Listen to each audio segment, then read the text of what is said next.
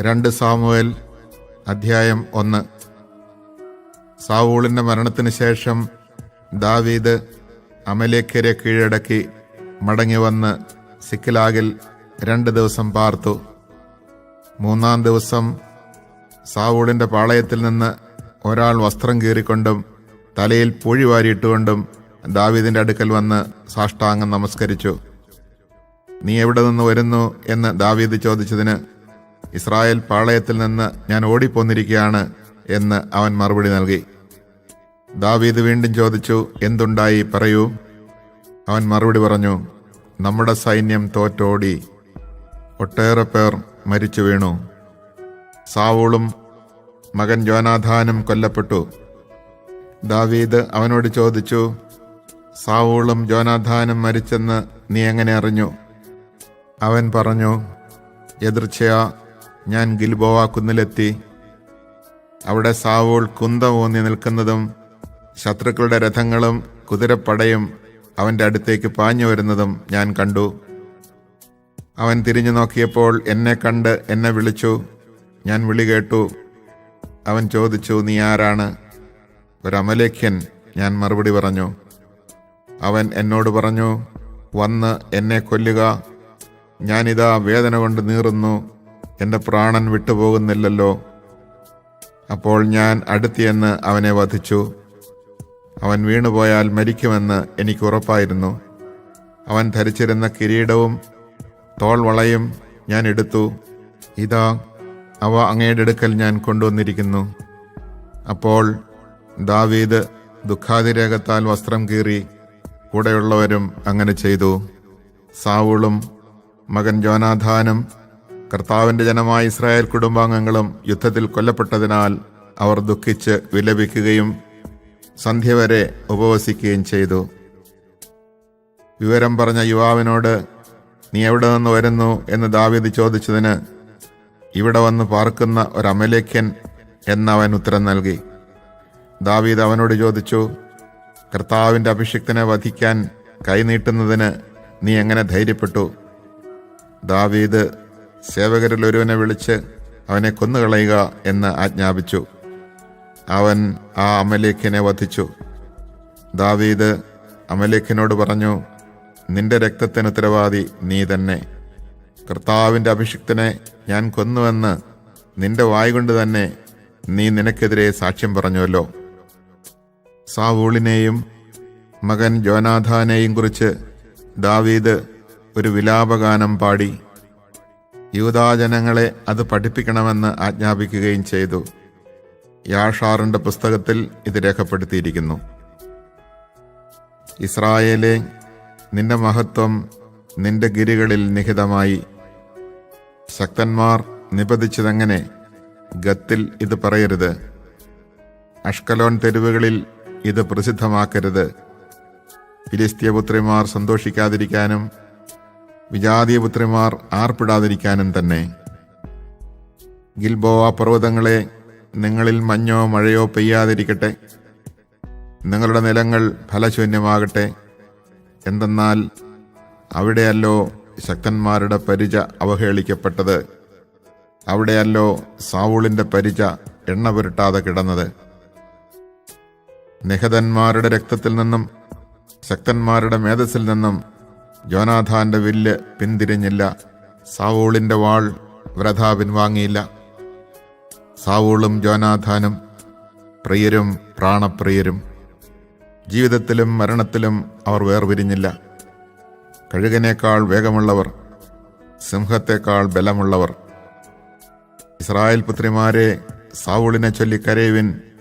അവൻ നിങ്ങളെ മോടിയായി കടും ചെമപ്പിടിപ്പിച്ചു. ആടകളിൽ പൊന്നാഭരണമണിയിച്ചു. യുദ്ധത്തിൽ ശക്തന്മാർ വീണതെങ്ങനെ? നിന്റെ ഗിരികളിൽ യോനാഥാൻ വധിക്കപ്പെട്ടു കിടക്കുന്നു. സോദരാ യോനാഥാൻ, നിന്നെ ഓർത്ത് ഞാൻ ദുഃഖിക്കുന്നു. നീ എനിക്ക് അതിവത്സലനായിരുന്നു. എന്നോടുള്ള നിന്റെ സ്നേഹം സ്ത്രീകളുടെ പ്രേമത്തെക്കാൾ അഗാധമായിരുന്നു. ശക്തന്മാർ വീണുപോയതും ആയുധങ്ങൾ തകർന്നുപോയതും എങ്ങനെ?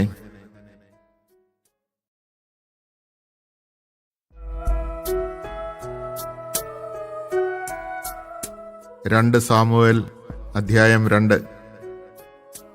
ദാവീദ് കർത്താവിനോട് ആരാഞ്ഞു, യൂദായിലെ ഏതെങ്കിലും നഗരത്തിലേക്ക് ഞാൻ പോകണമോ? പോകൂ, കർത്താവ് മറുപടി നൽകി. ദാവീദ് വീണ്ടും ചോദിച്ചു, ഏത് നഗരത്തിലേക്കാണ് പോകേണ്ടത്? ഹെബ്രോണിലേക്ക് അവിടുന്ന് അരുളി ചെയ്തു. ദാവീദ് അങ്ങോട്ട് പോയി.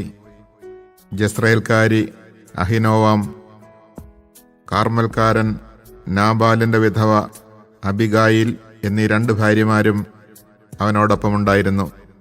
അവൻ തൻ്റെ ആളുകളെയും സകുടുംബം കൊണ്ടുപോയി. അവർ ഹെബ്രോണിന്റെ ചുറ്റുമുള്ള പട്ടണങ്ങളിൽ പാർത്തു. യൂദായിലെ ജനങ്ങൾ വന്ന് ദാവീദിനെ തങ്ങളുടെ രാജാവായി അഭിഷേകം ചെയ്തു. യാബേഷ് ഗിലെയാദിലെ ആളുകളാണ് സാവൂളിനെ സംസ്കരിച്ചതെന്ന് അവർ ദാവീദിനോട് പറഞ്ഞു. അപ്പോൾ ദാവീദ് ദൂതന്മാരെ അയച്ച് യാബേഷ് ഗിലെയാദിലെ ആളുകളോട് പറഞ്ഞു, കർത്താവ് നിങ്ങളെ അനുഗ്രഹിക്കട്ടെ. നിങ്ങളുടെ രാജാവായ സാവൂളിന്റെ ശവസംസ്കാരം നടത്തി അവനോട് നിങ്ങൾ ഇത്രയും ദയ കാണിച്ചിരിക്കുന്നുവല്ലോ. കർത്താവ് നിങ്ങളോട് ദയയും വിശ്വസ്തതയും കാണിക്കുമാറാകട്ടെ. നിങ്ങളിത് ചെയ്തതുകൊണ്ട് ഞാനും നിങ്ങളോട് ദയ കാണിക്കും. നിങ്ങളുടെ കരങ്ങൾ ശക്തമായിരിക്കട്ടെ, ധീരന്മാരായിരിക്കുവിൻ. നിങ്ങളുടെ യജമാനനായ സാവൂൾ മരിച്ചു. യൂദാഭവനം തങ്ങളുടെ രാജാവായി എന്നെ അഭിഷേകം ചെയ്തിരിക്കുന്നു. നേറിന്റെ മകനും സാവൂളിന്റെ സൈന്യാധിപനുമായ അബ്നേർ സാവൂളിന്റെ മകൻ ഇഷ്ബോഷത്തിനെ മഹനയിമിലേക്ക് കൂട്ടിക്കൊണ്ടുപോയിരുന്നു. അബ്നേർ അവനെ ഗിലെയാദ്, ആഷേർ, ജസ്രയേൽ, എഫ്രായിം, ബെഞ്ചമിൻ തുടങ്ങി ഇസ്രായേൽ മുഴുവനിലും രാജാവായി വാഴിച്ചു. രാജാവാകുമ്പോൾ സാവൂളിന്റെ മകൻ ഇഷ്ബോഷത്തിന് 40 വയസ്സായിരുന്നു. അവൻ 2 വർഷം ഭരിച്ചു. എന്നാൽ യൂദാഭവനം ദാവീദിനോട് ചേർന്ന് നിന്നു. ദാവീദ് യൂദാഭവനത്തിൽ രാജാവായി ഹെബ്രോണിൽ 7 വർഷവും 6 മാസവും ഭരിച്ചു. നേറിന്റെ മകൻ അബ്നേറും സാവൂളിന്റെ മകനായ ഇഷ്ബോഷത്തിന്റെ ദാസന്മാരും മഹനായിമിൽ നിന്ന് ഗിബെയോനിലേക്ക് പോയി. സെരൂയയുടെ മകൻ യോവാബും ദാവീദിന്റെ ഭൃത്യന്മാരും ഗിബെയോനിലെ കുളത്തിനരികെ വെച്ച് അവരെ കണ്ടുമുട്ടി. അവർ കുളത്തിനിരുവശത്തായിരുന്നു. അബ്നേർ യോവാബിനോട് പറഞ്ഞു, യുവാക്കൾ എഴുന്നേറ്റ് നമ്മുടെ മുൻപാകെ പയറ്റി നോക്കട്ടെ. അങ്ങനെ ആകട്ടെ, യോവാബ് പ്രതിവചിച്ചു. സാവൂളിന്റെ മകൻ ഇഷ്ബോഷത്തിന്റെ ഭാഗത്തു നിന്ന് ബെഞ്ചമിൻ ഗോത്രത്തിൽപ്പെട്ട 12 പേർ എഴുന്നേറ്റ് ദാവീദിന്റെ ഭൃത്യന്മാരിൽ 12 പേരുമായി ഏറ്റുമുട്ടി. ഓരോരുത്തനും എതിരാളിയെ തലയ്ക്ക് പിടിച്ച് അവന്റെ പള്ളയ്ക്ക് വാൾ കുത്തിയിറക്കി. അങ്ങനെ അവരെല്ലാം ഒരുമിച്ച് മരിച്ചു വീണു. അതുകൊണ്ട് ഗിബെയോനിലെ ആ സ്ഥലത്തിന് ഹെൽക്കത്ത് ഹസ്സോറീം എന്ന പേരുണ്ടായി. അന്നത്തെ യുദ്ധം അത്യുഗ്രമായിരുന്നു. ദാവീദിന്റെ ഭൃത്യന്മാരുടെ മുമ്പിൽ അബ്നേറും ഇസ്രായേൽക്കാരും തോറ്റോടി. യോവാബ്, അബിഷായി, അസഹേൽ ഇങ്ങനെ സെരൂയയുടെ 3 പുത്രന്മാരും അവിടെ ഉണ്ടായിരുന്നു. അസഹേൽ കാട്ടുമാനിനെ പോലെ ശീഘ്രഗാമിയായിരുന്നു. അസഹേൽ ഇടം വലം തിരിയാതെ അബ്നേറിനെ പിന്തുടർന്നു. അബ്നേർ പിറകോട്ട് തിരിഞ്ഞു ചോദിച്ചു, ഇത് നീയോ അസഹേലേ? അതെ, ഞാൻ തന്നെ, അവൻ പറഞ്ഞു. അബ്നേർ അവനോട് പറഞ്ഞു, നീ വലത്തോട്ടോ ഇടത്തോട്ടോ തിരിഞ്ഞ് യോദ്ധാക്കളിൽ ആരെയെങ്കിലും കൊള്ളയടിച്ചു കൊള്ളുക. എന്നാൽ അസഹേൽ പിന്മാറാതെ അവനെ പിന്തുടർന്നു. അബ്നേർ അസഹേലിനോട് വീണ്ടും പറഞ്ഞു, എന്നെ പിന്തുടരുന്നത് മതിയാക്കൂ. ഞാൻ നിന്നെ എന്തിനു കൊല്ലണം? ഞാൻ നിന്റെ സഹോദരൻ യോവാബിന്റെ മുഖത്ത് എങ്ങനെ നോക്കും? എന്നിട്ടും അവൻ വിട്ടുമാറാൻ കൂട്ടാക്കിയില്ല. അതുകൊണ്ട് അബ്നേർ തന്റെ കുന്തത്തിന്റെ പിൻഭാഗം കൊണ്ട് അവന്റെ വയറിന് കുത്തി. വയറ് തുളച്ച് കുന്തം പുറത്തു ചാടി. അവൻ അവിടെ തന്നെ മരിച്ചു വീണു. അവിടെ എത്തിയവരെല്ലാം സ്തബ്ധരായി നിന്നുപോയി. എന്നാൽ യോവാബും അബിഷായിയും അബ്നേറിനെ പിന്തുടർന്നു. സൂര്യൻ അസ്തമിച്ചപ്പോൾ അവൻ ഗിബെയോൻ മരുഭൂമിയിലേക്കുള്ള വഴിമധ്യേ കിടക്കുന്ന ഗിയായുടെ മുമ്പിൽ സ്ഥിതി ചെയ്യുന്ന അമ്മായിൽ നിലയുറപ്പിച്ചു. അബ്നേർ യോവാബിനോട് വിളിച്ചു പറഞ്ഞു, നാം എന്നും യുദ്ധം ചെയ്തുകൊണ്ടിരിക്കണമോ? അവസാനം കൈപ്പേറിയതായിരിക്കുമെന്ന് നിനക്കറിഞ്ഞുകൂടെ? സഹോദരന്മാരെ അനുധാവനം ചെയ്യരുതെന്ന് നിന്റെ ആൾക്കാരോട് ആജ്ഞാപിക്കാൻ ഇനി വൈകണമോ? യോവാബ് മറുപടി നൽകി, നീ ഇത് പറയാതിരുന്നെങ്കിൽ എൻ്റെ ആൾക്കാർ നാളെ രാവിലെ വരെ നിങ്ങളെ പിന്തുടരുമായിരുന്നെന്ന് ജീവനുള്ള ദൈവത്തെക്കൊണ്ട് ഞാൻ സത്യം ചെയ്യുന്നു. അങ്ങനെ യോവാബ് കാഹളമൂതി ആളുകൾ നിന്നു. അവർ പിന്നെ ഇസ്രായേൽക്കാരെ അനുധാവനം ചെയ്യുകയോ അവരോട് പൊരുതുകയോ ചെയ്തില്ല. അബ്നേറും അവൻ്റെ ആളുകളും അന്ന് രാത്രി മുഴുവൻ ആരാബ വഴി നടന്നു. അവർ ജോർദാൻ കടന്ന് പിറ്റേ ദിവസം ഉച്ചവരെ യാത്ര ചെയ്ത് മഹനായിമിലെത്തി. അബ്നേറിനെ പിന്തുടരുന്നത് മതിയാക്കി യോവാബ് തിരിച്ചു പോന്നു. അവൻ തൻ്റെ ആളുകളെയെല്ലാം ഒരുമിച്ച് കൂട്ടിയപ്പോൾ അസഹേലിനെ കൂടാതെ ദാവീദിന്റെ ഭൃത്യന്മാരിൽ 19 പേർ കുറവുണ്ടായിരുന്നു. ദാവീദിന്റെ സേവകരാകട്ടെ അബ്നേറിന്റെ ആളുകളായ ബെഞ്ചമിൻ ഗോത്രക്കാരിൽ 360 പേരെ വധിച്ചിരുന്നു. അവർ അസഹേലിനെ ബേത്ലഹേമിൽ അവന്റെ പിതാവിന്റെ കല്ലറയിൽ അടക്കം ചെയ്തു. യോവാബും ആളുകളും രാത്രി മുഴുവൻ നടന്ന് നേരം പുലർന്നപ്പോൾ ഹെബ്രോണിലെത്തി.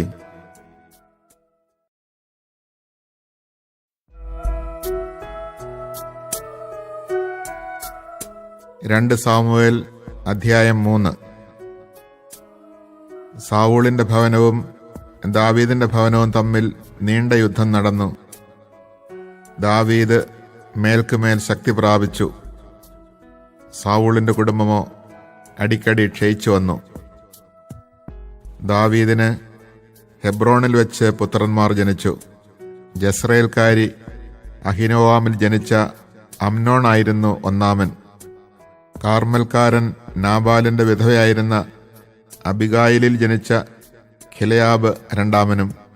മൂന്നാമനായ അബ്സലോമിനെ പ്രസവിച്ചത് ഗഷൂറിലെ രാജാവായ തൽമായിയുടെ മകൾ മാഖ ആണ്. ഹഗീത്തിൽ 4-ാമൻ അദോനിയായും അബിത്താലിൽ 5-ാമൻ ഷബത്തിയായും ഭാര്യയായ എഗ്ലായിൽ 6-ാമൻ ഇത്രയാമും ജനിച്ചു.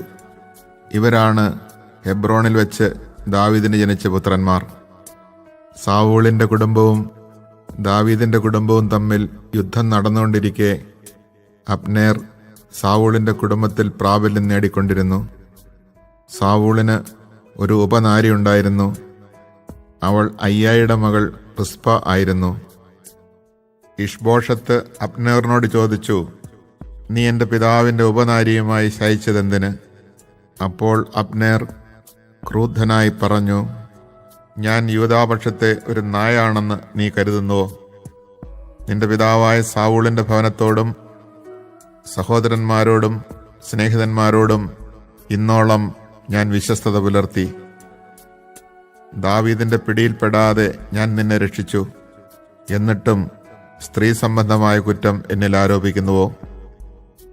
സാവൂളിന്റെ ഭവനത്തിൽ നിന്ന് രാജ്യമെടുത്ത് ദാൻ മുതൽ ബേർഷബ വരെ ഇസ്രായേലിലും യൂദായിലും ദാവീദിന്റെ സിംഹാസനം സ്ഥാപിക്കുമെന്ന് കർത്താവ് ദാവീദിനോട് സത്യം ചെയ്തിട്ടുള്ളത് ഞാൻ ദാവീദിന് നിറവേറ്റി കൊടുക്കാതിരുന്നാൽ ദൈവം ഈ അബ്നേറിനെ കഠിനമായി ശിക്ഷിച്ചു കൊള്ളട്ടെ.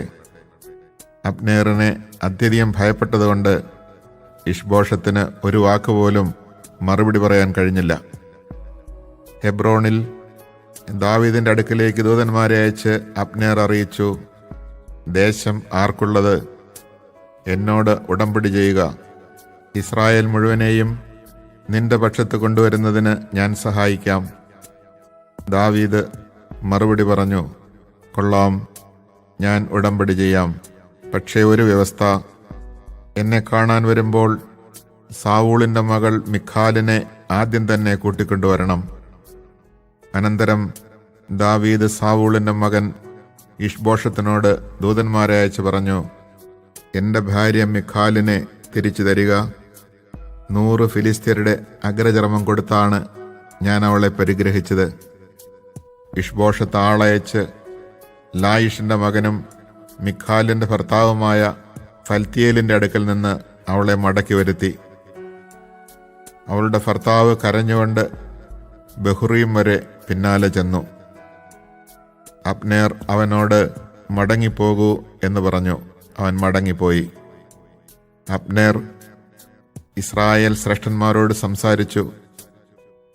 ദാവീദിനെ രാജാവായി കിട്ടാൻ നിങ്ങൾ ആഗ്രഹിച്ചിരുന്നോ? അപ്പോൾ ഇതാ, അങ്ങനെ ചെയ്യുവിൻ. എൻ്റെ ദാസനായ ദാവീദിന്റെ കരം കൊണ്ട് എൻ്റെ ജനമായ ഇസ്രായേലിനെ ഫിലിസ്ത്യരുടെയും മറ്റ് ശത്രുക്കളുടെയും കയ്യിൽ നിന്ന് രക്ഷിക്കും എന്ന് കർത്താവ് ദാവീദിനോട് വാഗ്ദാനം ചെയ്തിട്ടുണ്ടല്ലോ. അബ്നേർ ബെഞ്ചമിൻ ഗോത്രക്കാരോട് സംസാരിച്ചു. ഇസ്രായേൽ ഗോത്രക്കാരുടെയും ബെഞ്ചമിൻ ഗോത്രത്തിന്റെയും സമ്മതം ദാവീദിനെ അറിയിക്കാൻ അബ്നേർ ഹെബ്രോണിലേക്ക് പോയി. 20 ആളുകളുമായി അബ്നേർ ഹെബ്രോണിൽ ദാവീദിന്റെ അടുക്കലെത്തി. അവർക്ക് വേണ്ടി ദാവീദ് ഒരു വിരുന്നൊരുക്കി. അബ്നേർ ദാവീദിനോട് പറഞ്ഞു, ഞാൻ ചെന്ന് ഇസ്രായേൽ മുഴുവനെയും എൻ്റെ യജമാനനായ രാജാവിൻ്റെ അടുക്കൽ കൂട്ടിക്കൊണ്ടുവരാം. അവർ അങ്ങയോട് ഒരു ഉടമ്പടി ചെയ്യട്ടെ. അങ്ങ് ആഗ്രഹിക്കുന്നത് പോലെ എല്ലാവരുടെയും മേൽ രാജാവായി വാഴുകയും ചെയ്യാം. ദാവീദ് അബ്നേറിനെ പറഞ്ഞയച്ചു. അവൻ സമാധാനത്തോടെ പോയി. അപ്പോൾ തന്നെ ദാവീദിന്റെ ദാസന്മാർ യോവാബിനോടൊപ്പം ഒരു കവർച്ച കഴിഞ്ഞ് കൊള്ളവസ്തുക്കളുമായി മടങ്ങിയെത്തി. അപ്പോൾ അബ്നേർ ഹെബ്രോണിൽ ദാവീദിനോടുകൂടെ ഉണ്ടായിരുന്നില്ല. എന്തെന്നാൽ ദാവീദ് അവനെ മടക്കി അയക്കുകയും അവൻ സമാധാനത്തോടെ പോവുകയും ചെയ്തിരുന്നു. നേറിന്റെ മകൻ അബ്നേർ രാജാവിൻ്റെ അടുക്കൽ വന്നു. രാജാവ് അവനെ സമാധാനത്തോടെ മടക്കി അയച്ചു എന്ന് സൈന്യസമേതം മടങ്ങി വന്ന യോവാബ് അറിഞ്ഞു. യോവാബ് രാജാവിനോട് ചോദിച്ചു, അങ്ങീ ചെയ്തതെന്ത്? അബ്നേർ അങ്ങയുടെ അടുക്കൽ വന്നിരുന്നല്ലോ. അങ്ങ് അവനെ വെറുതെ വിട്ടതെന്തുകൊണ്ട്? അങ്ങയുടെ വ്യാപാരങ്ങൾ ഒറ്റുനോക്കി അങ്ങയെ വഞ്ചിക്കാനാണ് നേറിന്റെ മകൻ അബ്നേർ വന്നതെന്ന് അങ്ങ് അറിയുന്നില്ലേ? ദാവീദിന്റെ സന്നിധിയിൽ നിന്ന് പുറത്തു വന്ന യോവാബ് അബ്നേറിന്റെ പിന്നാലെ ദൂതന്മാരെ അയച്ചു. അവർ അവനെ സീറായുടെ കിണറ്റിനരികിൽ നിന്ന് തിരികെ കൊണ്ടുവന്നു. ദാവീദ് ഇതറിഞ്ഞില്ല. അബ്നേർ ഹെബ്രോണിൽ തിരിച്ചെത്തിയപ്പോൾ സ്വകാര്യം പറയാനെന്നോണം യോവാബ് അവനെ പടിവാതിൽക്കലേക്ക് തനിച്ചു കൊണ്ടുപോയി. വയറ്റത്ത് കുത്തി അവനെ കൊന്ന് തന്റെ സഹോദരനായ അസഹേലിനെ കൊന്നതിന് പകരം വീട്ടി. ഈ വിവരമറിഞ്ഞ് ദാവീദ് പറഞ്ഞു, നേറിന്റെ മകൻ അബ്നേറിന്റെ രക്തം സംബന്ധിച്ച് എനിക്കും എൻ്റെ രാജ്യത്തിനും കർത്താവിന്റെ മുമ്പാകെ കുറ്റമില്ല. ഇത് യോവാബിന്റെയും അവന്റെ പിതൃഭവനത്തിന്റെയും മേൽ ആയിരിക്കട്ടെ. യോവാബിന്റെ ഭവനത്തിൽ രക്തസ്രാവക്കാരനോ കുഷ്ഠരോഗിയോ ഊന്നുവടിയില്ലാതെ നടക്കാൻ പറ്റാത്തവനോ വാളിനിരയാകുന്നവനോ പട്ടിണി കിടക്കുന്നവനോ വിട്ടൊഴിയാതിരിക്കട്ടെ. തങ്ങളുടെ സഹോദരനായ അസഹേലിനെ അബ്നേർ ഗെബയോനിലെ യുദ്ധത്തിൽ വെച്ച് കൊന്നതുകൊണ്ട് യോവാബും സഹോദരൻ അബിഷായിലും അവനെ കൊന്നുകളഞ്ഞു. ദാവീദ് യോവാബിനോടും കൂടെ ഉണ്ടായിരുന്നവരോടും കൽപ്പിച്ചു, നിങ്ങൾ വസ്ത്രം കീറി ചാക്കുടുത്ത് അബ്നേറിനെ കുറിച്ച് വിലപിക്കുവിൻ. ദാവീദ് ശവമഞ്ചത്തെ പിന്തുടർന്നു. അബ്നേറിനെ ഹെബ്രോണിൽ സംസ്കരിച്ചു. രാജാവ് കല്ലറക്കരികെ നിന്ന് ഉച്ചത്തിൽ കരഞ്ഞു. സകല ജനവും വിലപിച്ചു. അബ്നേറിനെ പ്രതി രാജാവ് ഇങ്ങനെ വിലപിച്ചു, ഭോഷനെ പോലെയല്ലയോ അബ്നേറിന് മരിക്കേണ്ടി വന്നത്? നിന്റെ കരങ്ങൾ ബന്ധിച്ചിരുന്നില്ല, നിന്റെ പാദങ്ങൾ കെട്ടിയിരുന്നില്ല. ദുഷ്ടരാൽ കൊല്ലപ്പെടുന്നവനെ പോലെയാണല്ലോ നീ കൊല്ലപ്പെട്ടത്. അവനെ ചൊല്ലി ജനം പിന്നെയും കരഞ്ഞു. ഭക്ഷണം കഴിക്കാൻ ദാവീദിനെ അന്ന് പകൽ മുഴുവൻ ജനം നിർബന്ധിച്ചു. എന്നാൽ ദാവീദ് സത്യം ചെയ്തു പറഞ്ഞു, സൂര്യാസ്തമയത്തിനു മുൻപ് ഞാൻ എന്തെങ്കിലും ഭക്ഷിച്ചാൽ ദൈവം എന്നെ കൊന്നുകളയട്ടെ. രാജാവ് ചെയ്തതെല്ലാം ജനം ശ്രദ്ധിച്ചു. അത് അവരെ തൃപ്തരാക്കി. നേറിന്റെ മകനായ അബ്നേറിനെ കൊന്നത് രാജാവിന്റെ ഇഷ്ടപ്രകാരമായിരുന്നില്ലെന്ന് സകല ജനവും ഇസ്രായേൽ മുഴുവനും മനസ്സിലാക്കി. രാജാവ് ഭൃത്യന്മാരോട് പറഞ്ഞു, പ്രഭുവും മഹാനുമായ ഒരുവനാണ് ഇന്ന് ഇസ്രായേലിൽ മരിച്ചതെന്ന് നിങ്ങൾ അറിയുന്നില്ലേ? അഭിഷിക്തനായ രാജാവെങ്കിലും ഞാൻ ഇന്ന് ബലഹീനനാണ്. സെരൂയയുടെ പുത്രന്മാരായ ഇവർ എൻ്റെ വരുതിയിൽ ഒതുങ്ങാത്ത വിധം ക്രൂരന്മാരത്രേ. ദുഷ്ടനോട് അവൻ്റെ ദുഷ്ടതയ്ക്കൊത്തവണ്ണം കർത്താവ് പ്രതികാരം ചെയ്യട്ടെ.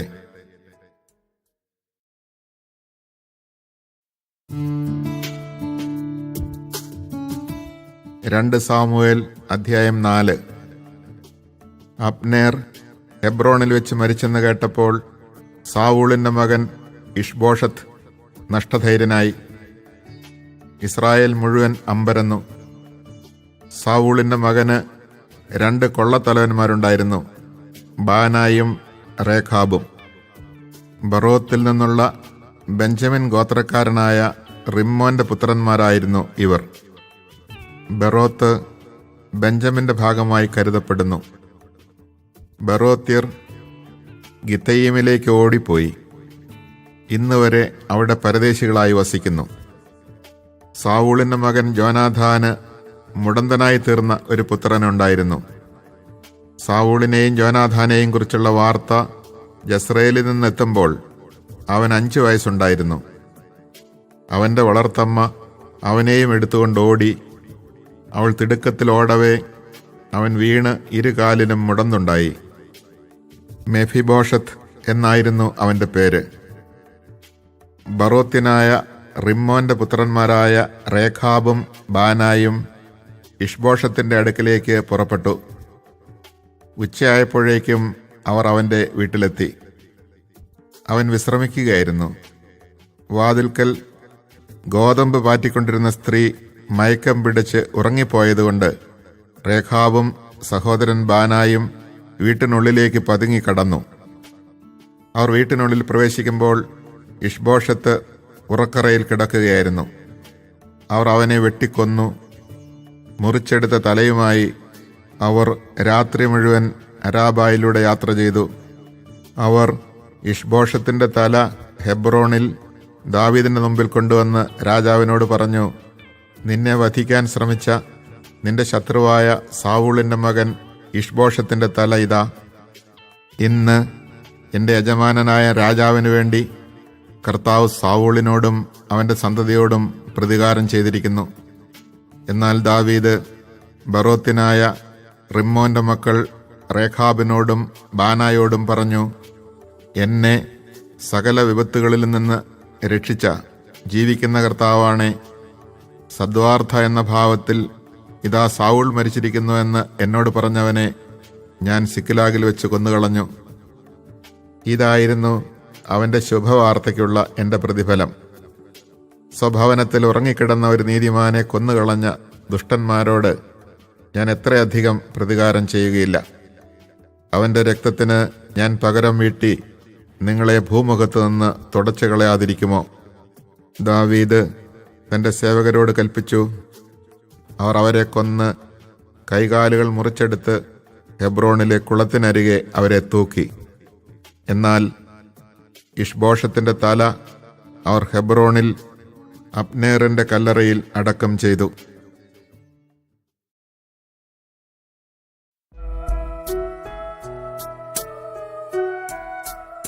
രണ്ട് സാമുവേൽ അധ്യായം 5. ഇസ്രായേൽ ഗോത്രങ്ങൾ ഹെബ്രോണിൽ ദാവീദിന്റെ അടുത്ത് വന്ന് പറഞ്ഞു, ഞങ്ങൾ നിന്റെ അസ്ഥിയും മാംസവുമാണ്. സാവൂൾ ഞങ്ങളുടെ രാജാവായിരുന്നപ്പോൾ പോലും നീ എത്രേ ഇസ്രായേലിനെ നയിച്ചത്. എൻ്റെ ജനമായ ഇസ്രായേലിന് നീ ഇടയനും അധിപനുമായിരിക്കും എന്ന് കർത്താവ് അരുളി ചെയ്തിട്ടുണ്ടല്ലോ.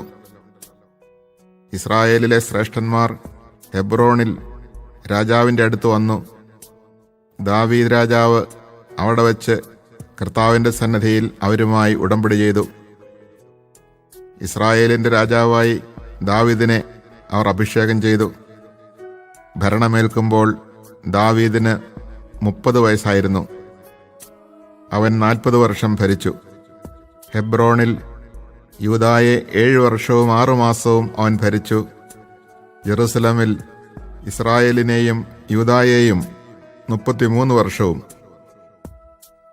രാജാവും സൈന്യവും ജെറുസലമിലേക്ക് ജബൂസ്യർക്കെതിരെ പുറപ്പെട്ടു. ദാവീദിന് ഇവിടെ കടക്കാൻ കഴിയുകയില്ല എന്ന് വിചാരിച്ച് അവർ അവനോട് പറഞ്ഞു, നിനക്കിവിടെ കടക്കാനാവില്ല. നിന്നെ തടയാൻ കുരുടനും മുടന്തനും മതി. ദാവീദ് സിയോൻ കോട്ട പിടിച്ചടക്കുക തന്നെ ചെയ്തു. ദാവീദിന്റെ നഗരമെന്ന് അതറിയപ്പെടുന്നു. അന്ന് ദാവീദ് പറഞ്ഞു, യെബൂസ്യരെ കൊല്ലാൻ ആഗ്രഹിക്കുന്നവർ നീർപ്പാത്തിയിൽ കൂടെ കടന്നു ചെല്ലട്ടെ. ദാവീദ് വെറുക്കുന്ന മുടന്തരെയും കുരുടരെയും ആക്രമിക്കട്ടെ. അങ്ങനെ കുരുടരും മുടന്തരും ആലയത്തിൽ പ്രവേശിക്കരുത് എന്ന ചൊല്ലുണ്ടായി. ദാവീദ് കോട്ടയിൽ താമസമാക്കി. അതിന് ദാവീദിന്റെ നഗരം എന്ന് പേരിട്ടു. ദാവീദ് നഗരത്തെ മില്ലോ മുതൽ ഉള്ളിലേക്ക് ചുറ്റും പടുത്തുയർത്തി. ദാവീദ് മേൽക്കുമേൽ പ്രാബല്യം നേടി. സൈന്യങ്ങളുടെ ദൈവമായ കർത്താവ് അവനോടുകൂടെ ഉണ്ടായിരുന്നു. ടൈർ രാജാവായ ഹീരാം ദാവീദിന്റെ അടുക്കലേക്ക് ദൂതന്മാരെ അയച്ചു. മരപ്പണിക്കാരെയും കൽപ്പണിക്കാരെയും അവരോടൊപ്പം ദേവദാരുവും അവൻ അയച്ചു. അവർ ദാവീദിന് കൊട്ടാരം പണിതുകൊടുത്തു.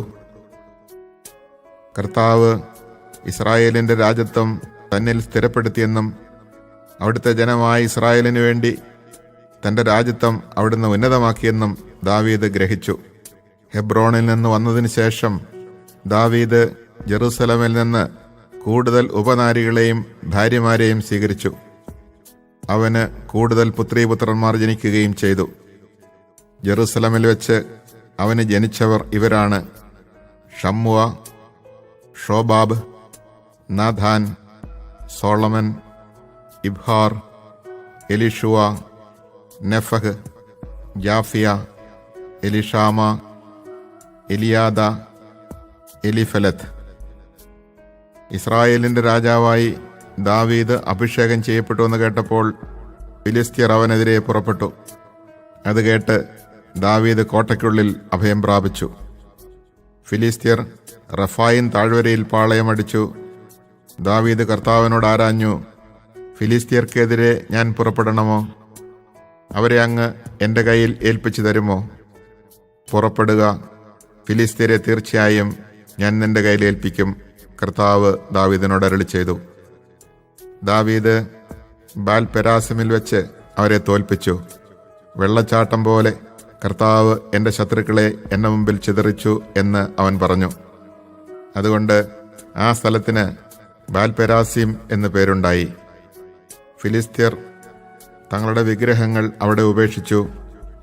ദാവീദും ആളുകളും അവ എടുത്തുകൊണ്ടുപോയി. ഫിലിസ്ത്യർ വീണ്ടും വന്ന് റഫായിൻ താഴ്വരയിൽ പാളയമടിച്ചു. ദാവീദ് കർത്താവിനോട് ആരാഞ്ഞപ്പോൾ അവിടുന്ന് അരുളി ചെയ്തു, നീ നേരെ ചെന്ന് ആക്രമിക്കരുത്. വളഞ്ഞു ചെന്ന് ബൾസാ വൃക്ഷങ്ങൾക്കെതിരെ വെച്ച് പിന്നിൽ കൂടെ ആക്രമിക്കുക. ബൾസാ വൃക്ഷങ്ങൾക്ക് മുകളിൽ അണിനീങ്ങുന്ന ശബ്ദം കേൾക്കുമ്പോൾ കടന്നാക്രമിക്കുക. ഫിലിസ്ത്യ സൈന്യത്തെ തകർത്ത് കളയാൻ കർത്താവ് കൽപ്പിച്ചതുപോലെ ദാവീദ് ചെയ്തു. ഗേബ മുതൽ ഗേസർ വരെ ഫിലിസ്ത്യരെ തുരത്തി. The second book of Samuel, chapter 1. After the death of Saul, David returned from his defeat of the Amalekites and spent 2 days in Ziklag. On the third day a man came from Saul's camp, with his clothes torn and dirt on his head. Going to David, he fell to the ground in homage. David asked him, "Where do you come from?" He replied, "I have escaped from the Israelite camp." "Tell me what happened," David bade him. He answered that the soldiers had fled the battle, that many of them had fallen and were dead, among them Saul and his son Jonathan. Then David said to the youth who was reporting to him, "How do you know that Saul and his son Jonathan are dead?" The youthful informant replied, "It was by chance that I found myself on Mount Gilboa and saw Saul leaning on his spear, with chariots and horsemen closing in on him. He turned around and, seeing me, called me to him. When I said, 'Here I am,' he asked me, 'Who are you?' And I replied, 'An Amalekite.' Then he said to me, 'Stand up to me, please, and finish me off, for I am in great suffering, yet fully alive.' So I stood up to him and dispatched him, for I knew that he could not survive his wound. I removed the crown from his head and the armlet from his arm, and brought them here to my lord. David seized his garments and rent them, and all the men who were with him did likewise. They mourned and wept and fasted until evening for Saul and his son Jonathan, and for the soldiers of the Lord of the clans of Israel, because they had fallen by the sword. Then David said to the young man who had brought him the information, "Where are you from?" He replied, "I am the son of an Amalekite immigrant." David said to him, "How is it that you were not afraid to put forth your hand to desecrate the Lord's anointed?" David then called one of the attendants and said to him, "Come, strike him down." And the youth struck him a mortal blow. Meanwhile David said to him, "You are responsible for your own death, for you testified against yourself when you said, 'I dispatched the Lord's anointed.'" Then David chanted this elegy for Saul and his son Jonathan, which is recorded in the book of Joshua to be taught to the Judahites. He sang, "Alas, the glory of Israel, Saul slain upon your heights, how can the warriors have fallen? Tell it not in Gath, herald it not in the streets of Ashkelon, lest the Philistine maidens rejoice, lest the daughters of the strangers exult. Mountains of Gilboa, may there be neither dew nor rain upon you, nor upsurgings of the deeps. Upon you lie begrimed the warriors' shields, the shield of Saul, no longer anointed with oil. From the blood of the slain, from the bodies of the valiant, the bow of Jonathan did not turn back, or the sword of Saul return unstained. Saul and Jonathan, beloved and cherished, separated neither in life nor in death, swifter than eagles, stronger than lions. Women of Israel, weep over Saul, who clothed you in scarlet and in finery, who decked your attire with ornaments of gold. How can the warriors have fallen in the thick of the battle, slain upon your heights? I grieve for you, Jonathan, my brother. Most dear have you been to me. More precious have I held love for you than love for women. How can the warriors have fallen? The weapons of war have perished." Chapter 2. After this David inquired of the Lord, "Shall I go up into one of the cities of Judah?" The Lord replied to him, "Yes." Then David asked, "Where shall I go?" He replied, "To Hebron." So David went up there, accompanied by his 2 wives, Ahinoam of Jezreel, and Abigail, the widow of Nabal of Carmel. David also brought up his men with their families, and they dwelt in the cities near Hebron. Then the men of Judah came there and anointed David king of the Judahites. A report reached David that the men of Jabesh-Gilead had buried Saul. So David sent messengers to the men of Jabesh-Gilead and said to them, "May you be blessed by the Lord for having done this kindness to your lord Saul in burying him. And now may the Lord be kind and faithful to you. I too will be generous to you for having done this. Take courage, therefore, and prove yourselves valiant men, for though your lord Saul is dead, the Judahites have anointed me their king." Abner, son of Ner, Saul's general, took Isbaal, son of Saul, and brought him over to Mahanaim, where he made him king over Gilead, the Asherites, Jezreel, Ephraim, Benjamin, and the rest of Israel. Ishbaal, son of Saul, was 40 years old when he became king over Israel, and he reigned for 2 years. The Judahites alone followed David. In all, David spent 7 years and 6 months in Hebron as king of the Judahites. Now Abner, son of Ner, and the servants of Ishbaal, Saul's son, left Mahanaim for Gibeon. Joab, son of Zeruiah, and David's servants also set out and met them at the pool of Gibeon. And they sat down, one group on one side of the pool, and the other on the opposite side. Then Abner said to Joab, "Let the young men rise and perform for us." Joab replied, "All right." So they rose and were counted off, 12 of the Benjamites of Ishbaal, son of Saul, and 12 of David's servants. Then each one grasped his opponent's head and thrust his sword into his opponent's side, and all fell down together. And so that place which is in Gibeon was named the Field of the Sides. After a very fierce battle that day, Abner and the men of Israel were defeated by David's servants. The 3 sons of Zeruiah were there, Joab, Abishai, and Asahel. Asahel, who was as fleet of foot as a gazelle in the open field, set out after Abner, turning neither right nor left in his pursuit. Abner turned around and said, "Is that you, Asahel?" He replied, "Yes." Abner said to him, "Turn right or left, seize one of the young men, and take what you can strip from him." But Asahel would not desist from his pursuit. Once more Abner said to Asahel, "Stop pursuing me. Why must I strike you to the ground? How could I face your brother Joab?" Still he refused to stop. So Abner struck him in the abdomen with the heel of his javelin, and the weapon protruded from his back. He fell there and died on the spot. And all who came to the place where Asahel had fallen and died came to a halt. Joab and Abishai, however, continued the pursuit of Abner. The sun had gone down when they came to the hill of Ammah, which lies east of the valley toward the desert near Geba. Here the Benjamites rallied around Abner, forming a single group, and made a stand on the hilltop. Then Abner called to Joab and said, "Must the sword destroy to the utmost? Do you not know that afterward there will be bitterness? How much longer will you refrain from ordering the people to stop the pursuit of their brothers?" Joab replied, "As God lives, if you had not spoken, the soldiers would not have been withdrawn from the pursuit of their brothers until morning." Joab then sounded the horn, and all the soldiers came to a halt, pursuing Israel no farther and fighting no more. Abner and his men marched all night long through the Arabah, crossed the Jordan, marched all through the morning, and came to Mahanaim. Joab, after interrupting the pursuit of Abner, assembled all the men. Besides Asahel, 19 other servants of David were missing. But David's servants had fatally wounded 360 men of Benjamin, followers of Abner. They took up Asahel and buried him in his father's tomb in Bethlehem. Joab and his men made an all-night march, and dawn found them in Hebron. Chapter 3. There followed a long war between the house of Saul and that of David, in which David grew stronger, but the house of Saul weaker. Sons were born to David in Hebron, his firstborn, Amnon of Ahinoam from Jezreel, the second, Chileab of Abigail, the widow of Nabal of Carmel, the third, Absalom, son of Maacah, the daughter of Talmai, king of Jeshur, the fourth, Adonijah, son of Haggith, the fifth, Shephatiah, son of Abital, and the sixth, Ithream of David's wife Eglah. These were born to David in Hebron.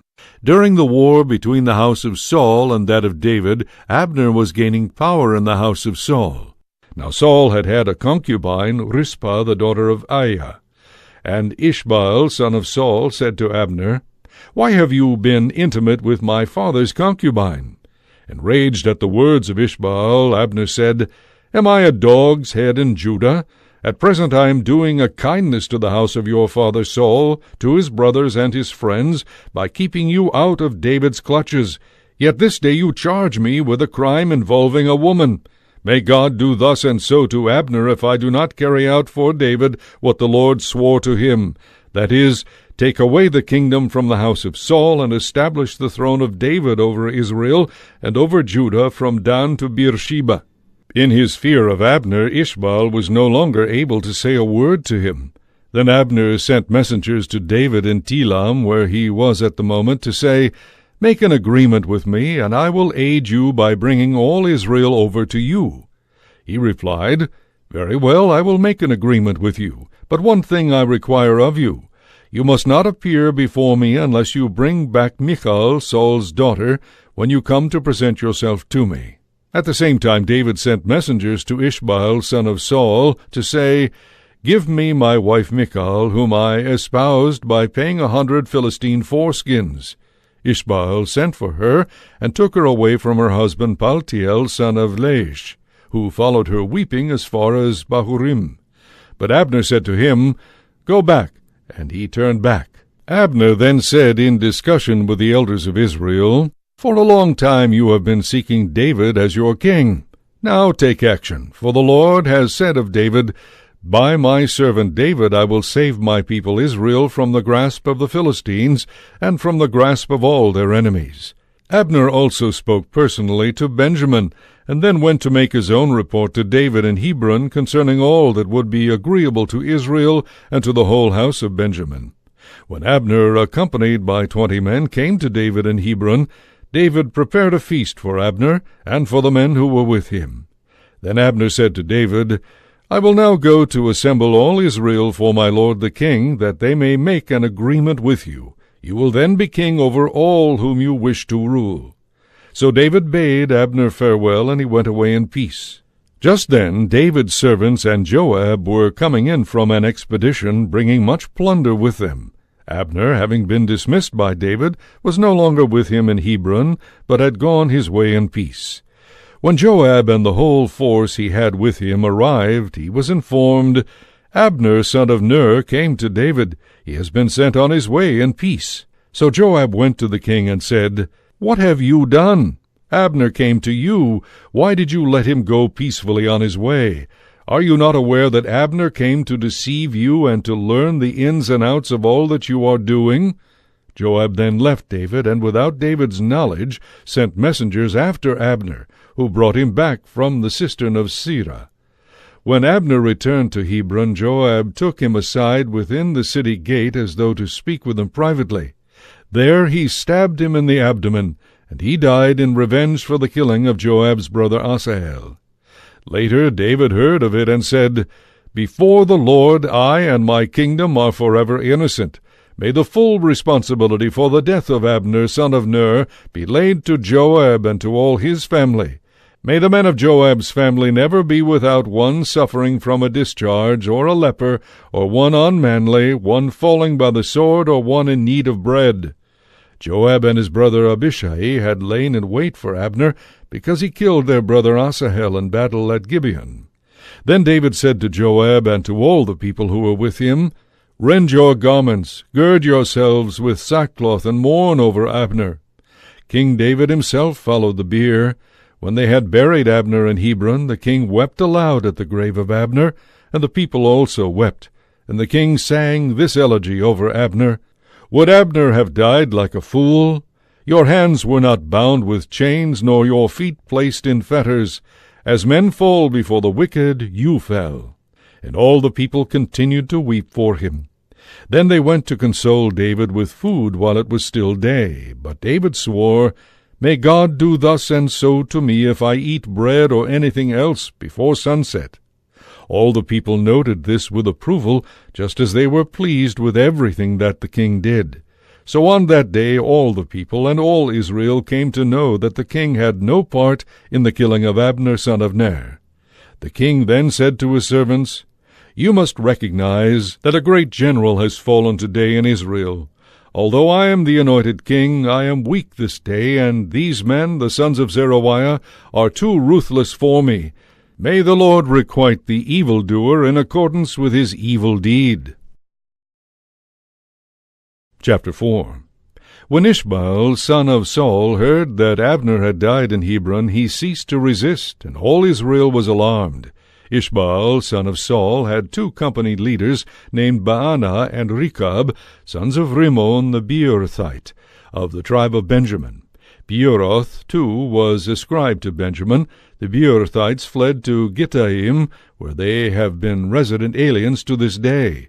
Jonathan, son of Saul, had a son named Merib-Baal, with crippled feet. He was 5 years old when the news about Saul and Jonathan came from Jezreel, and his nurse took him up and fled. But in their hasty flight he fell and became lame. The sons of Rimmon the Beerothite, Rechab and Baanah, came into the house of Ishbaal during the heat of the day while he was taking his siesta. The portress of the house had dozed off while sifting wheat and was asleep. So Rechab and his brother Baanah slipped past and entered the house while Ishbaal was lying asleep in his bedroom. They struck and killed him, and cut off his head. Then taking the head they traveled on the Arabah road all night long. They brought the head of Ishbaal to David in Hebron, and said to the king, This is the head of Ishbaal, son of your enemy Saul, who sought your life. Thus has the Lord this day avenged my lord the king on Saul and his posterity. But David replied to Rechab and his brother Baanah, sons of Rimmon the Beerothite, As the Lord lives, who rescued me from all difficulty, in Ziklag I seized and put to death the man who informed me of Saul's death, thinking himself the bearer of good news, for which I ought to give him a reward. How much more now, when wicked men have slain an innocent man in bed at home, must I hold you responsible for his death, and destroy you from the earth? So at a command from David the young men killed them, and cut off their hands and feet, hanging them up near the pool in Hebron. But he took the head of Ishbaal, and buried it in Abner's grave in Hebron. Chapter 5. All the tribes of Israel came to David in Hebron, and said, Here we are, your bone and your flesh. In days past, when Saul was our king, it was you who led the Israelites out and brought them back. And the Lord said to you, You shall shepherd my people Israel, and shall be commander of Israel. When all the elders of Israel came to David in Hebron, King David made an agreement with them there before the Lord, and they anointed him king of Israel. David was 30 years old when he became king, and he reigned for 40 years, 7 years and 6 months in Hebron over Judah, and 33 years in Jerusalem over all Israel and Judah. Then the king and his men set out for Jerusalem against the Jebusites who inhabited the region. David was told, You cannot enter here, the blind and the lame will drive you away, which was their way of saying, David cannot enter here. But David did take the stronghold of Zion, which is the city of David. On that day David said, All who wish to attack the Jebusites must strike at them through the water shaft. The lame and the blind shall be the personal enemies of David. That is why it is said, The blind and the lame shall not enter the palace. David then dwelt in the stronghold, which was called the city of David. He built up the area from Millo to the palace. David grew steadily more powerful, for the Lord of hosts was with him. Hiram, king of Tyre, sent ambassadors to David. He furnished cedar wood as well as carpenters and masons, who built a palace for David. And David knew that the Lord had established him as king of Israel, and had exalted his rule for the sake of his people Israel. David took more concubines and wives in Jerusalem after he had come from Hebron, and more sons and daughters were born to him in Jerusalem. These are the names of those who were born to him in Jerusalem: Shammua, Shobab, Nathan, Solomon, Ibhar, Elishua, Nepheg, Japhia, Elishama, Bealida, and Eliphelet. When the Philistines heard that David had been anointed king of Israel, they all took the field in search of him. On hearing this, David went down to the refuge. The Philistines came and overran the valley of Rephaim. David inquired of the Lord, Shall I attack the Philistines? Will you deliver them into my grip? The Lord replied to David, Attack, for I will surely deliver the Philistines into your grip. David then went to Baal-perazim, where he defeated them. He said, The Lord has scattered my enemies before me like waters that have broken free. That is why the place is called Baal-perazim. They abandoned their gods there, and David and his men carried them away. But the Philistines came up again, and overran the valley of Rephaim. So David inquired of the Lord, who replied, You must not attack frontally, but circle their rear, and meet them before the mastic trees. When you hear a sound of marching in the tops of the mastic trees, act decisively, for the Lord will have gone forth before you to attack the camp of the Philistines. David obeyed the Lord's command, and routed the Philistines from Gibeon as far as Gezer.